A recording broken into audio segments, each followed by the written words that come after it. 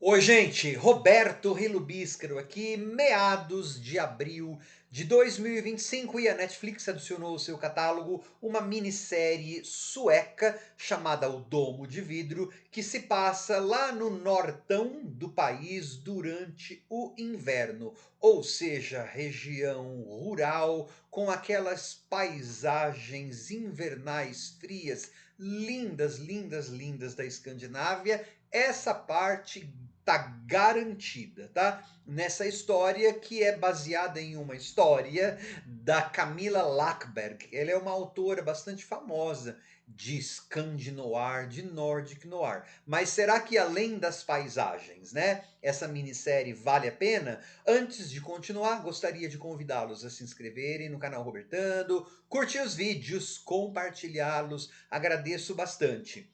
A gente tem uma criminalista, ela é sueca, Leila, só que ela tá refugiada, ela tá fugida, ela tá morando nos Estados Unidos, porque ela não se sente segura na Suécia. Não, não porque os níveis de violência na Suécia sejam menores que nos Estados Unidos, é que essa moça é traumatizada, trauma familiar, trauma geracional é muito importante nessa história, tá? Ela, quando era criança, ela foi abduzida e deixada como refém durante um tempo em uma caixa de vidro. Daí a redoma, não vi redoma ali na série, é uma caixa de vidro, até que ela conseguiu fugir e foi adotada pelo policial, inclusive, que a salvou. Pois bem, a nossa Leila recebe uma mensagem do pai adotivo dela lá na Suécia, pedindo que ela venha ao funeral da madrasta, né? E aí então ela voa para a Suécia, no que deveria ser inicialmente só assim. Tem o funeral ela, e voltaria para os Estados Unidos. Mas é claro que vai acontecer um sequestro de uma menininha, né? Enquanto ela está lá. Então, quando acontece isso, será que é o mesmo sequestrador da Leila? Né? Tem um pedaço em que eles dão uma explicação do tipo assim, que seria, é como se fosse um vício, para aventar a possibilidade de ser o mesmo sequestrador. Eu não estou dizendo que é, mas tem um momento do que o roteiro fala assim, não, pode ser sim, porque ela inclusive fala isso. Porque isso é tipo um vício. As pessoas, por exemplo, passam um tempo sóbrias, depois elas voltam a beber. Faz uma comparação lá. Se isso procede ou não, sei lá. Mas e então o que acontece? Como tem esse sequestro, né? E acontece uma outra coisa com uma amiga, né? Da nossa Leila, ela acaba ficando lá na cidadezinha sueca para ajudar nas investigações. Ela tem bastante sonhos e tudo mais, né? Pesadelos, como eu falei, trauma é importante. Como o pai adotivo dela estava aposentado, quem vai ser o cabeça das investigações é o Thomas, o tio dela, irmão do pai adotivo. Então, é uma desculpa, inclusive, mas não só, você vai ver que isso tem importância depois no roteiro, para que ela consiga informações, né, a respeito da investigação. Até porque ela é especialista, né, em desenhar perfis, elaborar perfis de sequestradores de crianças, claro, usando a expertise e o trauma que ela tem. Então, o que a gente vai ver nos 6 episódios é o ritual de lo habitual, como eu sempre falo, de um Nordic Noir, né? Você vai ter vários suspeitos e você vai ter despistes. Cada hora você vai achar que é uma pessoa, às vezes, que comete o crime. Bom, aí você tem também uma subtrama, porque é uma cidade mineira, né? E então alguns pássaros estão. Tem alguma coisa de meio ambiente.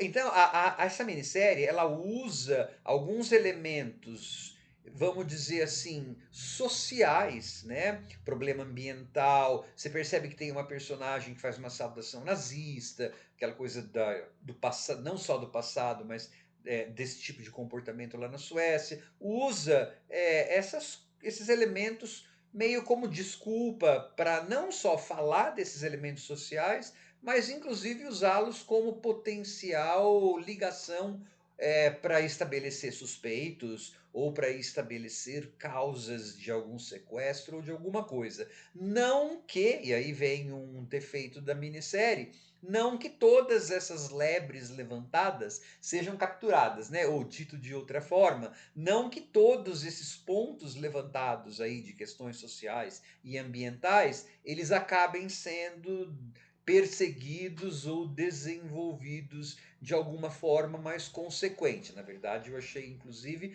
que ficaram algumas coisinhas perdidas no caminho, mas aí eu entendi por quê, não a prova, mas entendo, é assim, sacrificando algumas dessas coisas pelo, assim, para você criar um pouco mais de suspense ou criar um pouco mais de despistes nessa narrativa, tá? Eu acho que o pacing, né, o ritmo, poderia ser um pouquinho mais bem calibrado.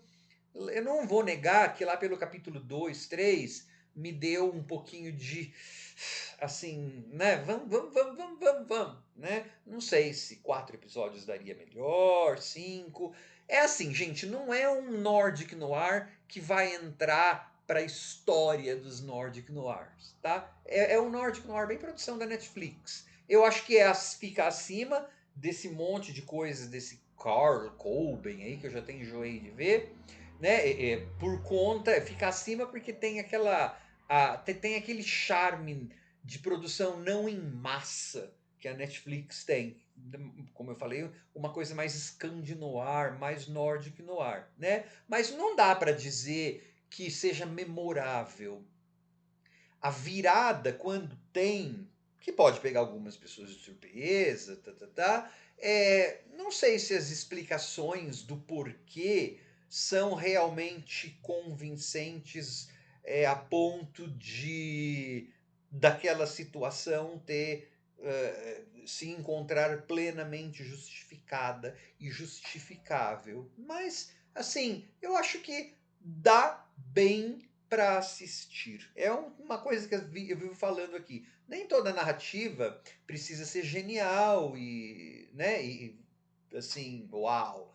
Essa aí, para quem curte Nordic Noir, eu acho que é uma boa adição ao catálogo, né, da Netflix. Tem uma coisa que é uma das. É claro, né? Umas duas coisinhas que você fala, ah, isso não é sério, essa personagem podia tomar essa decisão. Mas, por exemplo, tem uma decisão lá que uma personagem acaba indo com outra personagem e se coloca em perigo.